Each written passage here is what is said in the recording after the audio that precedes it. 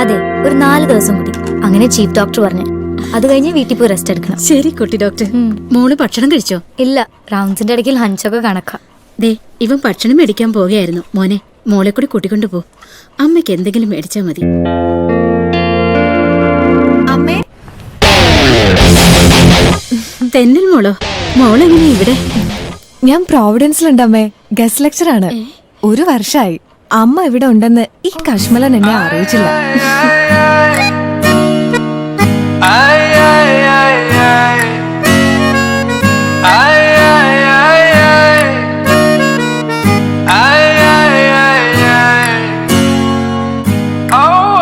മതി പുറത്തുനിന്ന് ഫുഡ് കഴിച്ചത്.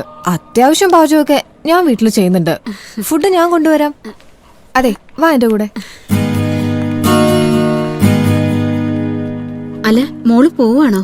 അവരിപ്പൊ ഭക്ഷണം കൊണ്ടുവരും, കഴിച്ചിട്ട് പോവാ. വേണ്ട അമ്മേ, റൗണ്ട്സ് ഉണ്ട്. അങ്ങനെ പൂജ മാത്യുവിന്റെ ഗൂഗിളി തെന്നൽ കെ വാരിയർ ക്രീസിന് വെളിയിലിറങ്ങി സിക്സറിന് പായിച്ചിരിക്കുന്നു. അതൊരു ബോം ചിക്ക ബോം മൊമെന്റ് ആണ്.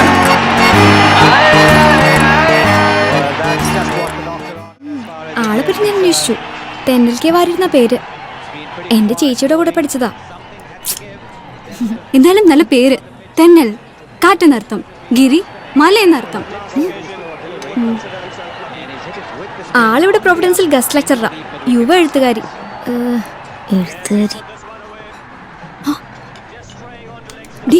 നോക്ക്, മല അല്ല ഗിരി.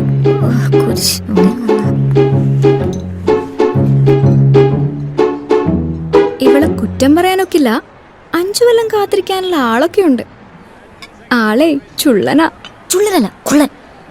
കണ്ടില്ലേ, ഒരു അവിഞ്ഞ ചിരി. വഷളൻ. കണ്ടില്ലേ പെൺപിള്ളേരുടെ മുമ്പിൽ ഷർട്ടും തുറന്നിട്ടിരിക്കണേ. ചുമ്മാ ഇരിക്കും മോളെ. ഇനി വേറെ എന്ത് വേണം? അമ്മ പഴയ എഴുത്താരി, കാമുകി യുവ എഴുത്താരി. ഇനി അങ്ങനെ 2 പേരെ എഴുതുന്ന വായിച്ച് ഇങ്ങനെ കുടിച്ചോണ്ടിരിക്കാലോ. നീ എന്തിനാ അസുഖപ്പെടുന്ന? അവരമ്മ എന്നാലും ചർച്ച. അതെ, എന്നാ കൊണ്ടുപോയി പുഴുങ്ങി തിന്നെ. എന്തൊരു സാധനം ഇത്?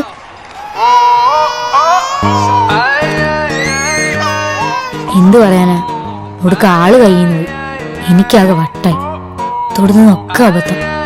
അതെ, മുറി വീക്കായില്ല. നെഞ്ചിന്റെ മേലെ ഒരു വലിയ പാറക്കല്ല് കയറ്റി വെച്ച മാതിരി ഒരു ഫീലിംഗ്. ഗിരിയേട്ടനെയും അവളെ ഒരുമിച്ച് കാണുമ്പോഴൊക്കെ.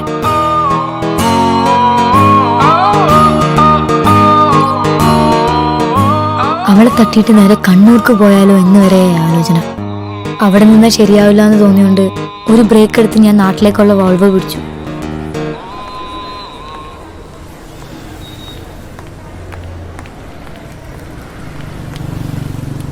കർത്താവേ, കുരിശ് ഇവിടെയും വന്ന.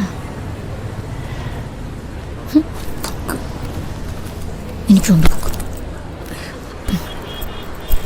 ഏയ്, പൂജയല്ലേ? ഞാൻ തെന്നൽ. നമ്മൾ 1-2 തവണ കണ്ടിട്ടുണ്ട്. മെഡിക്കൽ കോളേജില് ഗിരിയുടെ ഫ്രണ്ടാ.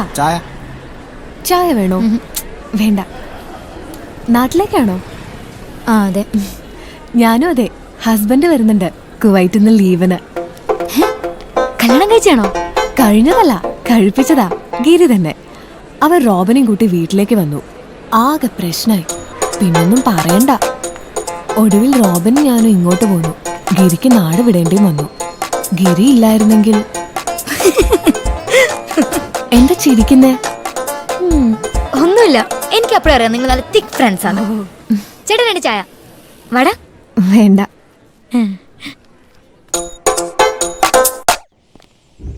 നീലാകാശം പീലി വിരിക്കും പച്ചത്തെങ്ങോല. നീലാകാശം പീലി. നീ ഇത് 1ാം ക്ലാസ്സിലും കണ്ടുപിടിച്ച പാട്ടല്ലേ? അതെ പപ്പേ, ഈ പ്രായം കൂടുന്നവരും ആൾക്കാർ കൊച്ചുകുട്ടികളെ പോലെ ആവുമെന്നാണ് വിവരമുള്ളവർ പറയണത്. ഞാൻ കേട്ടിട്ടുള്ളത് പെൺപിള്ളേർക്ക് പ്രായമാകും തോറും കാരണവന്മാരുടെ മനസ്സിൽ തീയാന്ന.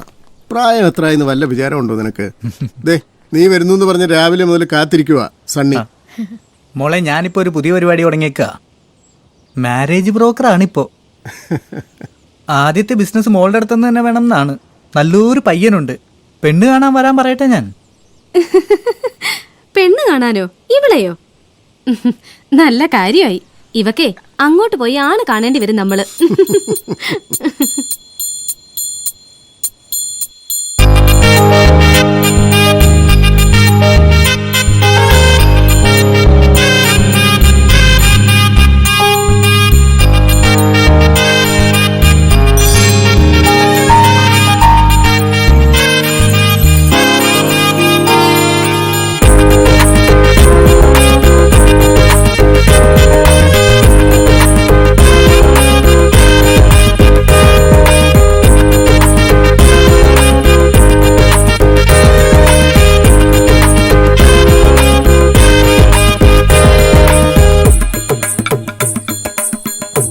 Thank you. എന്താ പേര്? ഗിരി. ഏ? ഗിരി. ഏതുവരെ പഠിച്ചു? MA മലയാളം. കേട്ടില്ല. കുട്ടിക്ക് തീരെ ശബ്ദം പോരുന്നാണല്ലോ തോന്നണേ. ഒന്ന് ഉറക്കെ പറയടാ. MA മലയാളം. അയ്യോ, കാര്യം അമ്പയും ബൈക്കോടിക്കൊന്നും പറഞ്ഞിട്ട് കാര്യമില്ല. കല്യാണക്കാര്യം പറയുമ്പോ എല്ലാ പെമ്പിള്ളേർക്കും നാണാ. കണ്ടില്ലേ നാണിച്ച് ഓടിച്ചാടി പോയത്.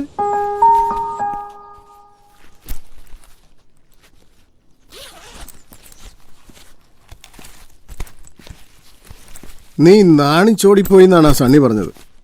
അങ്ങനെ ഒരു സാധനം എൻ്റെ മോൾക്കില്ലാന്ന് പപ്പയ്ക്കറിയാം.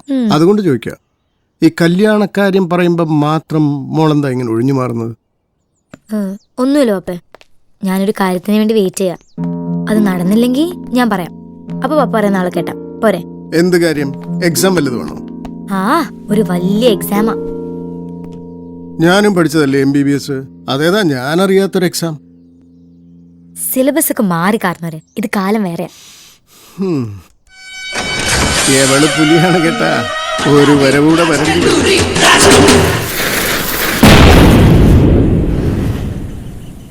പിറ്റേന്ന് ഞാൻ ആദ്യമായിട്ട് ഒരു മുഴുവൻ കുർബാന കണ്ടു. അതും പാട്ടു കുർബാന. അച്ഛന്റെ ബോറൻ പ്രസംഗവും കേട്ട് കുർബാനയും കഴിഞ്ഞ് കാർന്നോമാർക്ക് വേണ്ടി പ്രാർത്ഥിക്കുകയായിരുന്നു.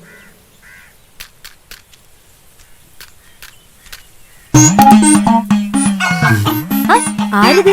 സുകുമാരക്കുറുപ്പോ? ഇതെപ്പം പൊങ്ങി? വന്നിട്ട് 2 ആഴ്ചയായി. ഞാൻ കത്തിക്കാം. അതെ, പൂജയ്ക്കറിയാലോ, മുങ്ങണം ആഗ്രഹമുണ്ടായിട്ട് മുങ്ങണതല്ല. പല പരിപാടിയും നോക്കി, ഒന്നും കൂടെ സക്സസ്ഫുൾ ആവുന്നില്ല. ഇപ്പതേ പുതിയൊരു ഐറ്റം വന്ന് ചാടിയിട്ടുണ്ട്.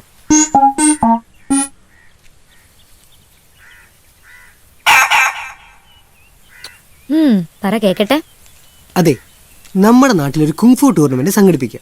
സൗത്ത് ഇന്ത്യ ബേസിൽ നടത്തിയ നല്ലൊരു തുക സ്പോൺസർഷിപ്പ് തരാന്ന് നമ്മുടെ ജ്വല്ലറി പോളേട്ടൻ പറഞ്ഞിട്ടുണ്ട്. ആൾക്ക് ഈ കാര്യത്തിലൊക്കെ വലിയ ഇൻട്രസ്റ്റ് ആണല്ലോ. സംഗതി നടക്കട്ടെ. ഇതിലിപ്പോ ഞാൻ എന്ത് ചെയ്യാനാ? പുള്ളിക്കൊറ്റ കണ്ടീഷനേ ഉള്ളൂ, ടൂർണമെന്റിന് നമ്മുടെ ഗിരിയും പിള്ളേരെയും റിങ്ങിലിറക്കണം. നീയും ഗിരിയും നല്ല കൂട്ടാന്ന് എനിക്കറിയാം. നീ അവനോട് പറഞ്ഞ അവന്മാരെ കൂട്ടിങ് വരാൻ പറ. അവൻ ചൈനയിലൊക്കെ പോയി പഠിച്ചല്ലേ. അവൻ റിങ്ങിലിറങ്ങിയാലേ നമ്മുടെ നാട്ടിലൊരു ഓളമൊക്കെ ഉണ്ടാവൂ. അതെ.